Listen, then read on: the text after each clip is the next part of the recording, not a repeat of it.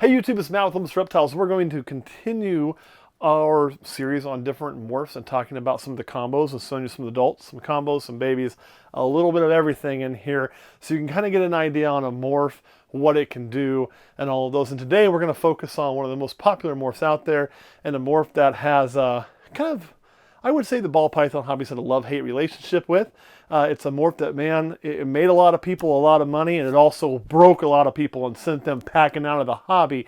It's a morph that was long argued. It's a morph that goes by two different names and is the same thing, although some still think it's separate, but it's the same thing. Even the guys who started both names have said it's the same thing. So, of course, if you're not sure what we're talking about today, well, I'll just go grab one, and then I'll show you what we're talking about.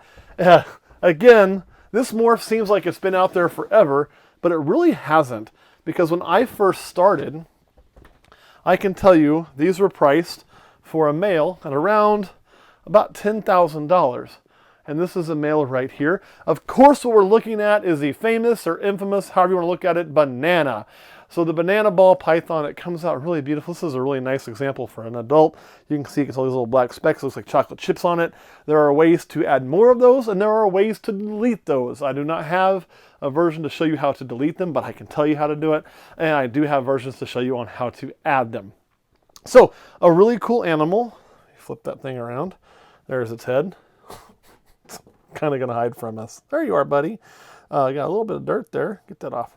So this is one of those things when we first came, it was iconic. Everybody wanted a banana. Most people couldn't afford to get them. And I remember looking at them and seeing that $10,000 price tag. I think they're the coolest thing as babies because they are much brighter as babies. They do fade a lot as adults, kind of like a pastel does. But they were so far out of the range of what I was going to be doing anytime soon. Even still today, I'm not spending $10,000 on an animal. I'm just not doing it. It just seemed unachievable, right? However, fast forward just a few years, and I bought this guy, I want to say, for 200 or 250 bucks. So in a span of literally maybe 36 months, these animals crashed from $7,500 to $11,000 down to a couple $100. So you can see where a lot of people made a lot of money, but a lot of people really lost their ass too. So what caused that? And then we'll get into some of the combos. Well, what really caused that is this is one of the only, as far as I know, ball pythons that we know of that is a sex-linked gene. And what that means is if you have a ball python that's a banana, that's a male, like this guy here, I don't know what fell, but we film this and we don't edit, so fuck it, we're just going to roll with it. If you have a banana ball python like this one here, that's a male, and it is a male maker, which the vast majority early on were, then it's going to throw a normal amount of males and females when you breed it, okay? If I breed this to a normal, I get 7, 8, oh, say 8 eggs, have an even number. On average, 4 would be male, 4 would be female, just like normal. However, when you have a male maker, the 4 that come with banana, because 4 of them will likely be banana too, right, will all be males, and the 4 that come without banana will all be females. So you had just a ton of males and males and males and males getting pushed into the market, and everybody's trying to get these females, these males are just getting pushed in, pushed in, and pushed in, and pushed in. The market got flooded very, very fast with males, and it just crashed that price, like boom.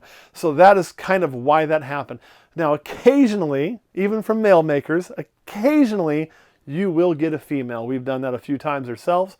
I've got some I'll show you that we held back, 2 of them in fact that are females that we have kept for our own purposes that came from male makers.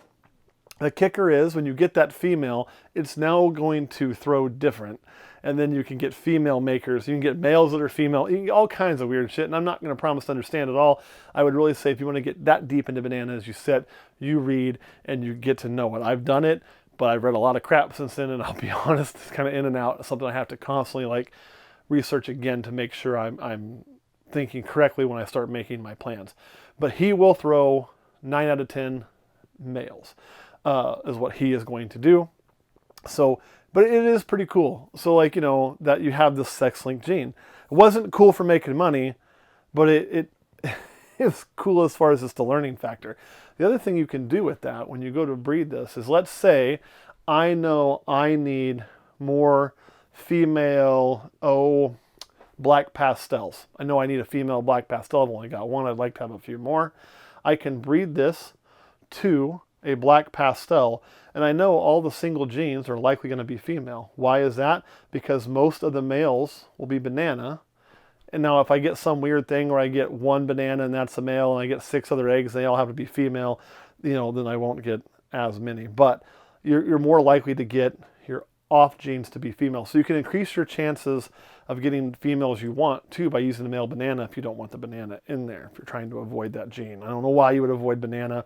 I think it goes with almost everything. I'm not a fan of it with pastel, but a lot of people are. That's just a personal opinion. I like to darken my bananas up, and I will show you why. Let me put this male up first. So by the way, this is Odin, my first banana I ever had. We had such big plans for him. He's done a great job with those plans. One of the first things he gave me was this girl right here. Where are you? There you are. Which we had to turn in 2017. This is her first year breeding this season. So she took a little while to get to size. But this was our first unicorn. And she was a female banana hatched from a male maker. As you can see, very dark color. Her color is different than his. She doesn't have as much orange. But you can see the speckling is all there. Everything is good going on. Very nice and healthy. I bet I sexed the snake at least 100 times over the years, just making sure I really had a female, because it was almost unbelievable. I do dig her pattern. Very, very thin. But I actually like the colors on my male better. I like that he has a little bit of orange in here and things of that nature. But this is a banana female, so we're going to get more females and things from her. It won't be all males, I do not believe, when she breeds, which she has. I'll show you. She's looking pretty good. You can see some swell in there, right down in there. That's what we want to see. So I do think she's going to work for us this year, and this will be our first ever production using a female banana. And she was bred to a Suma, so we're obviously going for mahogany bananas, with the goal to be able to get to a super mahogany banana. So I'm hoping she almost throws a male mahogany banana that I can raise up in 1 year and then throw back to that to get super banana mahoganies. But we could also need a female that I can throw my Suma to get to an all purple. So we're working on that. So that is one thing that gave us another really cool gene that I like. I think it's the best gene to mix with single gene to your banana. Is this right here. Angry little monkey. Yes, you are. Now this is a young one and an angry one. Why are you so angry? So first and foremost, as you're looking at the snake, although it's really cool, ignore the big black spot on its head and the black spot here on its tail. Those are called paradox spots. They are not genetic. It's just something that happens randomly in snakes. This one's really cool. One of the reasons why we kept it. But you can see how much more dark color this one has. What that's from is we mixed black pastel in there. So this is a banana black pastel. That is what's giving it that color. I dig it. Now, as this thing ages, it's going to get a lot more spots. So black pastel will increase the amount of spotting in the snake. What you also get with black pastel is this pattern. See how this pattern is kind of, there's more color in it, and like the pattern's almost eaten out? That is very much a hallmark of what black pastel will do. You just get more of the dark purple bruise color, which is what I'm after. So this was a snake. This is our second one. We did lose a male, unfortunately, a few years ago or a year ago. That was an adult. He was one of my favorite snakes. I was really bummed to lose him. It was one we actually produced. But when you have this many animals, you're going to have losses occasionally. Shit is just going to happen. So we kept this one back to raise up. It is a male. So this is not a female. It is a male from a male maker. This snake will also be a male maker. So he's going to produce more males when it comes to anything with banana. But the black pastel will not be sex-linked, so you can push that on through males and females equally. But the bananas will mostly be males. As you can see, he's a little pissed right now. He does want to nail me. Okay, let's go, buddy. Come on. Put you up. Yeah, I know. I don't know why we're being that way today. Usually you're a sweetheart. Get in there. Banana also works really well when you combo it with Pinstripe. I think I'll show you some of those as well.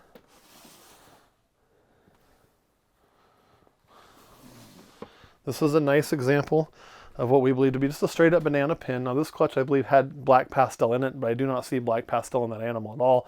Just a straight banana pin. Also wants to eat my face. But I really like when you reduce the pattern, the purple pinstriping on that kind of orangish yellowy background. Really, really beautiful animal. It is going to get spotting.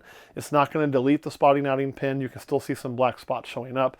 The key, and I told you I would tell you, although I couldn't show you, to deleting the spotting with banana is to pair it with like a lesser. Lesser will cause the banana not to spot very much at all. So you can get rid of that look, but you can also go with a Tofino, which looks very similar without the spots if you're just looking for the look. But banana pinstripe, another simple combo that I think banana does just, it works miracles on. It truly does. And when you have a snake like this, quick little trick, you can see, kind of rotate this around, how stiff it is. I mean, this snake is tense. It means it's defensive. It wants to bite me. My hands, see my hand staying in front of it. That's to keep it kind of occupied on something. We've done a few videos on this before, but I'm going to go ahead and show you again for those that may have missed that. When you have a snake like this, what it will usually work, usually, you may still get bit sometimes doing this, is to come from the back. Okay, see, I'm from the back and just touch that nose. And then to start kind of trying to work that snake into a ball. Come on. See if we can get to hide its head. I'm not pushing it. I'm not being mean to it. We're simply just trying to convince it that its best thing to do is curl up and be a ball. And a little bit of time. And all you're doing is you're changing this defensive behavior. See? We didn't hurt it, but now it's not trying to bite. And now it feels more comfortable. It feels like its head's hidden. Nothing bad's happening to it. And the snake will calm right down. It will set in my hand now if I want it to. I give it some time and get curious to start crawling around and no longer feel threatened. So that is how you deal with one who's being a little bit defensive. At least that's how I deal with one who's being a little bit defensive. You do however you want to do it. But if you get bit, don't blame me. All right, now I'm going to show you what I think is the best banana I've ever produced. I am fairly certain that the snake I'm going to show you, this is the only one that I think exists in the world. If I'm wrong, somebody please prove it to me. I don't think I am. And if I am wrong, it was definitely the first one. So you're going to see something you're not going to see very many other places. I will tell you the genetics we believe that are in it. I can't say for sure 100% until we breed it and prove it out. I can tell you why I think they're there. But out of all the banana stuff I've ever made, this one is far and away the best. So we'll just take a second, look at that. I want you to think what you see in there, and then you can really kind of see the power of banana when it's mixed in a combo. So what we know we've got, and you're seeing a lot of black spotting, it's obviously bananas in there, correct? I can also guarantee you that calico's in here. Now, banana calico usually looks different than this, but if you look at that pattern, how much linked up it is there and through there, that tells me calico is certainly there. I've seen calico mixed with some of these genes before. I also believe blitz to be in this snake, along with black pastel. If we were wrong, it would be that there's only one of those genes, not the two. If I'm wrong, I believe the one that's definitely there is probably going to be the blitz. We haven't seen how that's going to react so much with this. I have seen banana and blitz paired before, although this would be my first time doing that, but not with the calico. And the calico and the blitz react kind of funny. So that's what makes it a little bit hard to be sure, but I'll show you what I'm seeing. If you look, well, I have a calico blitz I'd love to show you right now, but she's about to lay eggs, so I don't want to. That tail pattern matches almost to a T. How it kind of is chewed through there, how the belly pattern works, you know, all of that linking, the white in the linking that you're seeing, that is perfect match to our calico blitz, meaning and the calico blitz was the mother of this animal along with the banana black pastel. So that's why I think that's in there. On the black pastel, if you remember the one that we saw earlier, how the pattern was so chewed up inside, and we're really seeing that through here. Now the blitz will make the keyholes typically larger. So if you're trying to get a large keyhole in there, plus the pattern chewed, then you get all this extra linking through here, everything else going on weird that we think they're all in there. And I really hope they are.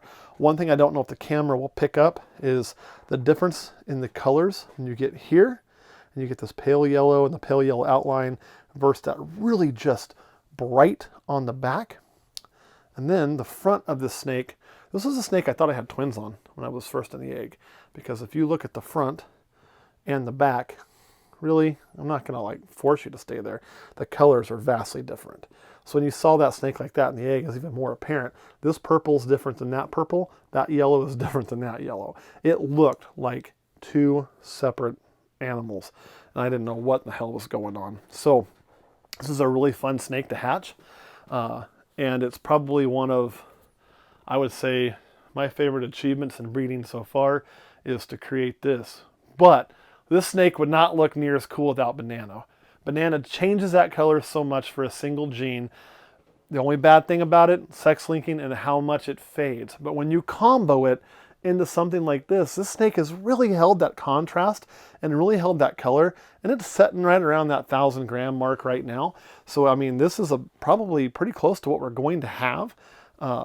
It's just amazing. It's wild. So I love Banana. I think Banana is something you need to have if you're going to breed. You're going to want to use it almost like an art project. It is a great gene for doing that. It's not a big money gene anymore.